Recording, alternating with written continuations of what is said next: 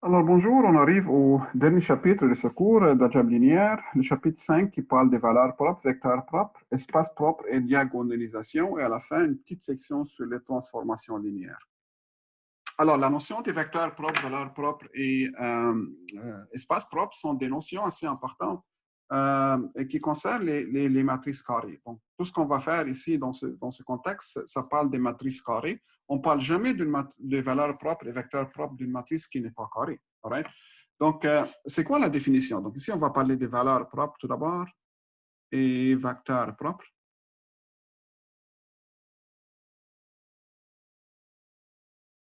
Donc, valeurs propres et vecteurs propres, si vous lisez en anglais, ça s'appelle eigenvalues and eigenvectors. Donc, soit A une matrice carrée, donc j'ai une matrice carrée A de format n par n ligne et n colonne, et j'ai un scalaire lambda, donc c'est un nombre complexe ou un nombre réel. Trop souvent, c'est un nombre réel ici dans ce cours. On dit que lambda est une valeur propre, donc on dit que lambda est une valeur propre de A, valeur propre de A. S'il existe, si je peux trouver un vecteur non nul, V, donc un vecteur V non nul qui appartient à Rn, qui a n composantes, donc le même nombre de composantes que le format de la matrice, right? tel que la matrice A fois le vecteur V. Regardez, la matrice A, c'est une matrice n par n. Le vecteur V, si je l'écris comme une colonne, c'est n par 1. Donc, je peux faire le produit de ces deux matrices. Et je sais que le produit, c'est n par 1. N'est-ce pas? Je peux faire le produit parce que j'ai le même n ici et là. Donc, si AV égale lambda fois le vecteur V. Donc, ça, c'est l'égalité qui définit deux choses. Cette égalité veut dire deux choses. Veut dire que lambda, ici, c'est une valeur propre de A. Et ça veut dire que V ici est un vecteur propre associé. Donc, si AV égale lambda V, on dit que lambda est une valeur propre de la matrice A et que V est un vecteur propre associé à, est un vecteur propre associé à lambda. Donc, OK, donc une équation comme ça me dit deux choses. Ça me dit que lambda est une valeur propre de la matrice A et ça me dit en même temps que le vecteur non nul V est un vecteur propre associé à la valeur propre lambda. Alors, la grande question est comment trouver les valeurs propres d'une matrice. Et ça, c'est une chose que vous devez savoir faire, les valeurs propres d'une matrice carrée, bien sûr. Donc, étant donné une matrice A, comment je peux trouver ses valeurs propres? Alors, revenons à cette équation. AV égale à lambda V. Et ramenons lui à gauche ici, je trouve AV moins lambda V égale le vecteur nul, bien sûr. Et quand vous remarquez ici à gauche, je peux prendre le vecteur V en facteur, mais il faut faire attention. Si je prends le vecteur V en facteur ici, on ne travaille pas avec les scalaires, on travaille avec des matrices. Qu'est-ce qui reste lorsque je prends V en facteur? Bien sûr, ici, il reste la matrice A. Ici, moins lambda, mais là, je ne peux pas faire A moins lambda. Ça n'a pas de sens de soustraire une matrice A d'une matrice A et un scalaire lambda. Ça ne fait pas de sens. Alors, pour que ça soit faisable, je dois faire I ici. I, c'est la matrice identité, de même format que la matrice A. Donc, I est la matrice identité n par n. Regardez, lorsque je développe de nouveau, je trouve A fois V qui est là. Ensuite, moins lambda I fois V. Mais I fois V, la matrice identité fois V, la matrice identité fois n'importe quoi, c'est cette n'importe quoi. La matrice identité joue le rôle de 1 pour la multiplication. Donc, je trouve 0. D'accord? Donc, j'obtiens comme ça un système homogène. Si je regarde cette matrice, je l'appelle la matrice B. J'obtiens le système B fois V égale à 0. Donc, V est une solution. V est une solution du système homogène.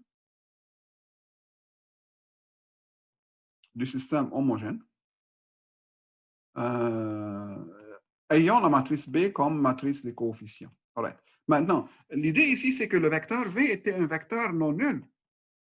N'est-ce pas? Donc, ce système homogène, ayant A moins lambda I comme coefficient, admet une solution non triviale, une solution non nulle. Si on revient au chapitre 3 et on rappelle qu'est-ce qu'on a fait pour les systèmes homogènes, on a vu qu'un système homogène est toujours compatible. Soit qu'il a une solution unique, justement la solution triviale, ou qu'il y a une infinité de solutions. est-ce que la matrice B ici peut être inversible? Mais si la matrice B était inversible, si l'inverse existe, alors je multiplie par B moins 1 à gauche et à droite. Je trouve B moins 1 fois BV égale B moins 1 fois 0. Donc, j'ai repris cette équation, j'ai multiplié par B moins 1. Si B était inversible, je peux faire ça. B moins 1 fois B, c'est 1, c'est la matrice identité. Donc, je trouve que V égale. La matrice B moins 1 fois 0, ça donne toujours 0. Je trouve que V égale à 0, qui est impossible, parce qu'on a supposé que que V n'était pas le vecteur nul. Donc, le fait que V n'est pas le vecteur nul, ça me dit que la matrice B n'est pas inversible. Parce que si B était inversible, cette équation force que V est le vecteur nul. Alors, la matrice A moins lambda I, ça c'est la matrice B, est non inversible. Si elle n'est pas inversible, c'est une matrice carrée qui n'est pas inversible, qu'est-ce que je peux dire de son déterminant? Le déterminant de A moins lambda I est alors égal à 0. Le déterminant d'une matrice non inversible est nul. Et ça, c'est le point de départ pour trouver les valeurs propres. Ça s'appelle l'équation caractéristique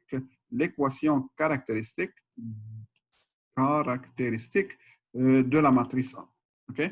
Ou bien le polynôme caractéristique même. Je veux l'appeler le polynôme caractéristique. Donc ça, c'est le polynôme caractéristique de la matrice A. Donc, étant donné une matrice A, si je vous pose la question, comment trouvez-moi les valeurs propres de A, vous allez calculer le déterminant de A moins lambda I, vous allez mettre ça égal à 0 et résoudre pour lambda. Les solutions que vous allez trouver sont justement les valeurs propres de la matrice A. Pour ce but-là, il faut être un peu habile, il faut savoir comment traiter les déterminants, comment manipuler le déterminant pour faciliter le calcul.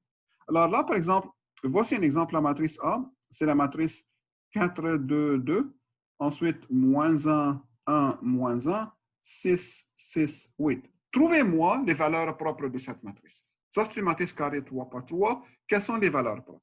Alors, pour ceci, on va calculer le déterminant de A moins lambda I. Mais c'est quoi A moins lambda I dans ce cas? La matrice A, elle est donnée comme ça. Ensuite, moins 1, 1, moins 1, 6, 6, 8. Et je fais moins lambda fois la matrice identité correspondante. Ça, c'est une matrice 3 par 3. J'écris la matrice identité 3 par 3 ici. Et je fais la soustraction de ces deux matrices.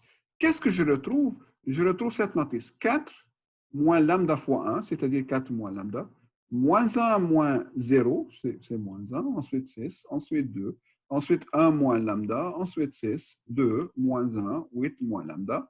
Donc ça, c'est la soustraction de ces deux matrices. Donc, dorénavant, pour trouver les valeurs propres, prenez la matrice A et soustraire lambda des éléments de la diagonale, comme vous voyez ici. Laissez les autres entrées inchangées. Donc, A moins lambda I revient à soustraire lambda des éléments de la diagonale de la matrice et laisser les autres matrices inchangées. Je veux calculer le déterminant de cette matrice maintenant et je veux le poser égal à 0. Donc, je calcule le déterminant de cette matrice et je mets le déterminant égal à 0. Je veux que ce soit égal à 0 pour trouver les valeurs propres. C'est la définition même des valeurs propres. Alright? Donc là, maintenant, il faut utiliser notre connaissance des déterminants. Si je calcule le déterminant tout de suite, sans faire des modifications, sans faire des simplifications, oui, je peux faire ça, mais j'obtiens un polynôme de degré cubique en lambda. Normalement, je ne sais pas comment résoudre une équation cubique en lambda en général. Donc, pour faciliter un peu la tâche, j'essaie de créer tant de zéros que possible dans le déterminant avant de le calculer, tout en suivant les règles, les propriétés du déterminant. Alors, regardez, j'ai un 2 ici, puis un 2 là.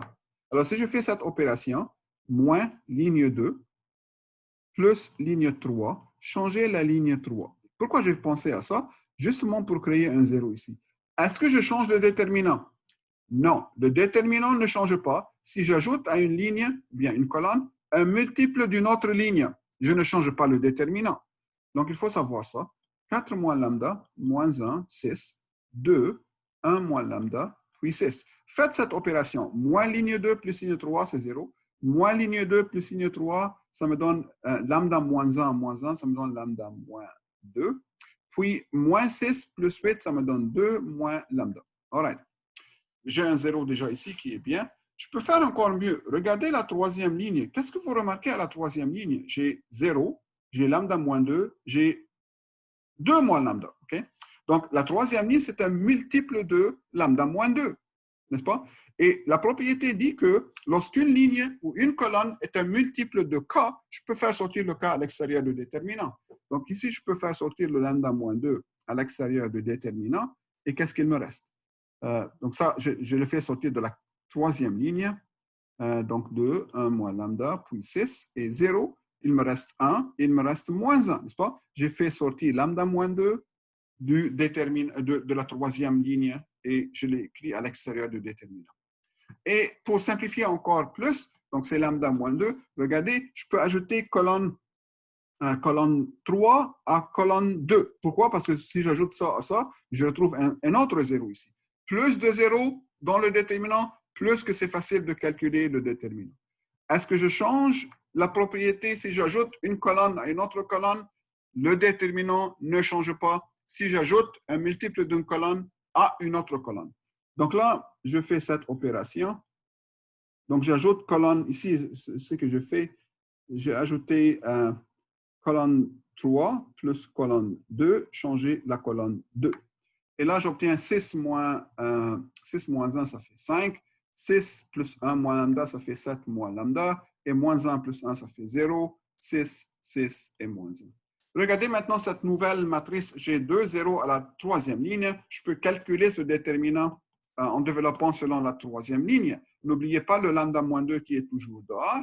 Et n'oubliez pas la liste des signes. Donc, plus ici, ensuite moins, plus, moins, plus. Donc, lui, là, il a un plus devant. Donc, je ne change pas son signe. Et je multiplie par quel déterminant? Cette entrée se trouve à la troisième ligne, troisième colonne. Donc, cachez les deux. Il me reste le polynôme ou bien le déterminant 4 moins lambda, 5, 2 et 7 moins lambda. Un déterminant 2 par 2. Donc, qu'est-ce qu'il me reste? Moins 1 fois ça, ça me donne... donc, ça me donne ici 2 moins lambda. Donc, ça me donne moins lambda moins 2. Ensuite, ce déterminant 2 par 2 est très facile à calculer. Donc, ça fois ça. Donc, 28 moins 4 lambda, moins 7 lambda et plus lambda carré. Ensuite, moins ça fois ça, moins 10. Et là, je trouve moins lambda moins 2. Et lambda carré, moins 11 lambda. Lambda carré, moins 7 lambda, moins 4 lambda. Et plus 18 ici. Donc, ça, c'est un 18. 28 moins 10. Et ça, c'est un polynôme de degré 2 que je peux factoriser facilement. Là, je trouve moins lambda moins 2. Et ici, ça factorise comme lambda moins 2, lambda moins 9. N'est-ce pas? Le polynôme lambda carré moins 11 lambda plus 18 se factorise facilement comme ça. Donc, à la fin, je trouve moins lambda moins 2 au carré. Ensuite, lambda moins 9. Donc, ça s'appelle le polynôme caractéristique. Polynôme caractéristique de la matrice A. Les racines de ce polynôme sont justement les valeurs propres. Alors, quelles sont les racines? Quelles sont les valeurs propres de A? Les valeurs propres de A sont. Quelles sont les racines de ce polynôme? Tout d'abord, j'ai lambda égale à 2. Donc, lambda égale à 2. C'est une racine c'est une valeur propre de multiplicité 2. De multiplicité 2. Parce que j'ai puissance 2 ici. Puis, l'autre racine, c'est lambda égale à 9. On dit que c'est une valeur propre de multiplicité 1. Ou bien une racine, une valeur propre simple. Donc, multiplicité 1, parce que la puissance ici, c'est juste 1. Ou bien valeur propre simple. Donc, j'ai deux valeurs propres ici. Une de ces valeurs propres, justement 2, est une valeur propre double, ou bien de multiplicité 2. Et l'autre valeur propre, c'est lambda égale à 9 de multiplicité 1, ou bien racine, ou bien simple. OK, on a trouvé les valeurs propres de la matrice. Donc, le point de départ, c'est toujours déterminant de A moins lambda I égale à 0. Je trouve comme ça le polynôme caractéristique de ma matrice. Les racines de ce polynôme caractéristique sont justement les valeurs propres de la matrice A. Donc, j'en ai deux valeurs propres ici. 2 de multiplicité 2, puis la valeur propre 9, la valeur propre 9, qui est simple, multiplicité 1. Maintenant, pour chacune de ces valeurs propres, je dois trouver les vecteurs propres associés. Pour une valeur propre, j'ai une infinité de valeurs propres. Pourquoi? Parce que si j'ai une valeur propre lambda, donc j'ai AV égale lambda V, hein? Donc si je multiplie ce vecteur par un scalaire, donc A fois KV, j'obtiens K fois V, qui est K fois, rappelez-vous que AV c'est lambda V, donc je trouve lambda KV. Donc bref, je trouve que A fois KV égale lambda fois KV. Quelle est la morale de cette histoire? Si V est un vecteur propre associé à la valeur propre lambda, chaque multiple de V, KV, est aussi un vecteur propre. Donc, à chaque valeur propre, il y a une infinité de vecteurs propres. Alors, on pose E lambda comme étant le... là, je veux l'appeler comme ça. Je veux l'écrire comme l'ensemble des vecteurs V appartenant à Rn tel que AV égale lambda V. Donc, E sub lambda, si lambda est une valeur propre, ça s'appelle espace propre. Espace propre associé à la valeur propre lambda. Alright? Donc, une fois que je trouve une valeur propre lambda, je peux associer à cette valeur propre lambda un sous-espace vectoriel de Rn qui s'appelle l'espace propre. Espace propre à cette valeur propre. C'est quoi cet espace propre? C'est l'ensemble de tous les vecteurs propres associés à lambda plus le vecteur nul, parce que le vecteur nul n'était pas supposé être un vecteur propre associé à lambda. Donc, l'espace propre, c'est la collection de tous les vecteurs propres associés à lambda, tous les vecteurs propres associés à lambda, et plus le vecteur nul. Alors, ça c'est un sous-espace qui s'appelle le sous-espace propre, bien l'espace propre associé à la valeur propre. Comment je trouve l'espace propre? De nouveau, cette équation AV égale à lambda V, ça c'est équivaut au système homogène A moins lambda I et je augmente par la colonne 0.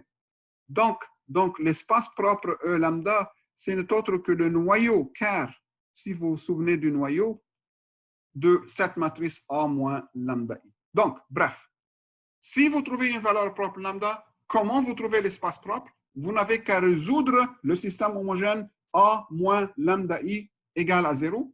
Trouvez la solution générale. Cette solution générale, c'est exactement par définition l'espace propre. Alors, retournons à notre matrice A de tantôt. La matrice A était 4, 2, 2, moins 1, 1, moins 1, 6, 6, 8. Ça, c'était notre matrice. On a trouvé deux valeurs propres, lambda égale à 2, puis lambda égale à 9, n'est-ce pas? Pour chacune de ces valeurs propres, trouvons une base de l'espace propre.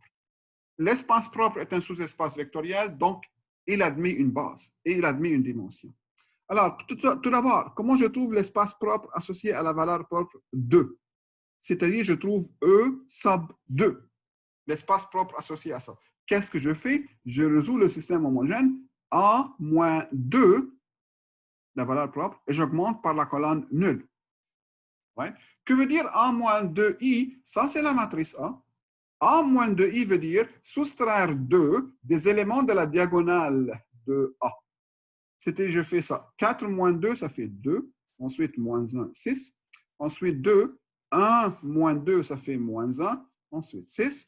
2 moins 1. 8 moins 2, ça fait 6. Et j'augmente ça par le vecteur nul, parce que je suis en train de résoudre un système homogène. Donc, je répète. Une fois qu'on trouve la valeur propre, pour trouver l'espace propre associé, je résous le système homogène A moins lambda I et j'augmente ça par la colonne nulle. Je dois trouver maintenant la solution générale de ce système. Remarquez, c'est un système très simple. Toutes les lignes sont identiques. Donc, si je fais moins ligne 1 plus ligne 2, changer la ligne 2, moins ligne 1 plus ligne 3, changer la ligne 3, j'obtiens facilement 2, moins 1, 6, 0, 0, 0, 0, 0, 0, 0, 0 et 0. Et si je veux le pivot ici 1, je divise par une demi la première ligne. Je n'ai pas le choix ici que d'avoir des fractions.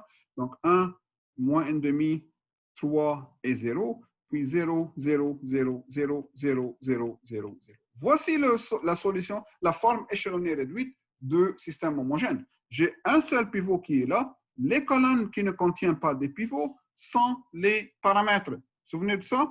Alors là, ici, x2 égale à S, x3 égale à T, des variables libres. Et je lis cette équation non nulle, ça se lit comme x1 moins 1 demi x2 plus 3x3 égale à 0. Autrement dit, x1 égale 1 demi x2 qui est S moins 3t. Alright. Alors, c'est quoi E2? C'est quoi l'espace propre associé à la valeur propre 2? C'est l'ensemble de toutes les solutions. x1, x2, x3. Mais je trouvais que x1, c'est 1 demi S moins 3t. x2, c'est juste S et x3, c'est t. Donc, ça, c'est la solution. Ça, c'est la solution générale. Telle que S et T sont des réels. Et donc, ça, je l'écris comme, regardez, j'ai deux paramètres ici, S et T. Donc, S fois un certain vecteur, plus T fois un certain vecteur, tel que ST sont dans R. Quels sont ces deux vecteurs? Bon, les coefficients de S sont moins 1 demi, 1 et 0. Les coefficients de T sont moins 3, 0 et 1. Donc, E2, c'est l'ensemble de toutes les combinaisons linéaires possibles de ces deux vecteurs. Comment j'appelle ça? Ça, je l'appelle le span de ces deux vecteurs. Le span, c'est l'ensemble de toutes les combinaisons linéaires. Est-ce que ces deux vecteurs sont linéairement indépendants ou linéairement dépendants? Regardez, il s'agit de deux vecteurs seulement. Et c'est très facile lorsque j'ai deux vecteurs de vérifier ça. Est-ce que 1 est un multiple de l'autre? Non, parce que cette entrée est 1, cette entrée c'est 0, n'est-ce pas? Donc, ces deux vecteurs sont linéairement indépendants et c'est un système générateur de E2, donc il forme une base de E2, une base de l'espace E2. C'est-à-dire, ces deux vecteurs forment une base de l'espace propre.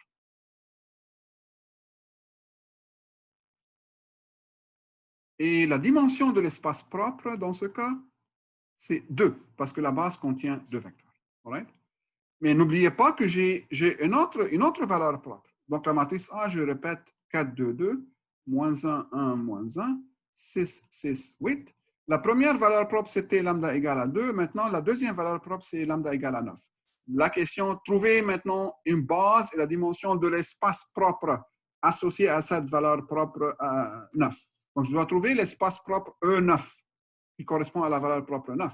Comme on a fait tantôt, je fais A moins 9i, la valeur propre c'est 9, et j'augmente ça par la colonne nulle. Je résous ce système homogène. La solution générale, c'est justement l'espace propre.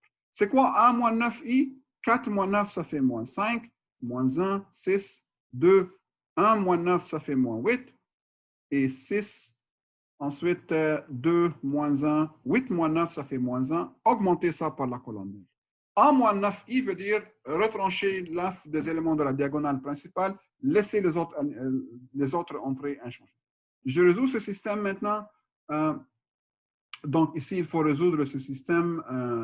Donc, une façon de le faire, peut-être diviser cette ligne par 2. Et je fais... J'interchange les deux lignes tout de suite. Donc, 1, moins 4, 3 et 0. Donc, moins 5, moins 1, 6, 0. 2, moins 1, moins 1, 0. Qu'est-ce que je fais ici? J'ai divisé la ligne 2 par 2 et j'ai interchangé ligne 1 et ligne 2 en même temps. J'ai le 1 ici et j'augmente ça. Je continue à résoudre. 1, moins 4, 3 et 0. Donc, maintenant, 5 fois ligne 1 plus ligne 2, 0. 5 fois ça, ça fait moins 20, moins 21. 5 fois 3, ça fait 15 plus 6, ça fait 21. Ensuite, moins 2 fois ligne 1 plus ligne 3, ça fait 0. Ici, moins 2 fois moins 4, ça fait 8. 8 moins 1, ça fait 7. Moins 2 fois 3, ça fait moins 6. Moins 1, ça fait moins 7 et 0. Et c'est clair maintenant que j'ai cette forme. 0, 1, moins 1, 0. Et 0, 0, 0, 0. Okay? Il reste à faire un 0 à cette position. Donc, je fais l'opération 4 fois ligne 2 plus ligne 1. 1, 0, moins 1 et 0. 0, 1, moins 1, 0. Et ainsi de suite. Voilà la forme échelonnée réduite du système homogène. J'ai deux pivots ici. La troisième colonne n'a pas un pivot. Donc, x3 égale à t est un paramètre. lisez la première équation, x1 égale à t, x1 moins x3 égale à 0, donc x1 égale à t, et la deuxième aussi, x2 égale à t. Alors, c'est quoi la solution générale qui est justement E9, l'espace propre associé à la valeur propre 9, x1, x2, x3. Bon, x1 c'est t, x2 c'est t, x3 c'est t, tel que t appartient à R. Et ça, je l'écris comme t fois 1, 1, 1, tel que t est dans R. Donc ça, c'est le span de un seul vecteur, n'est-ce pas? Alors, ce vecteur, bien sûr, j'ai un seul vecteur, c'est une base. C'est une base. Donc, voici une base de E9. Une base de E9 consiste en un seul vecteur. Et c'est quoi la dimension de E9? Ce serait 1 alors. Donc, j'ai trouvé une base de E9 et la dimension qui est juste 1 dans ce cas.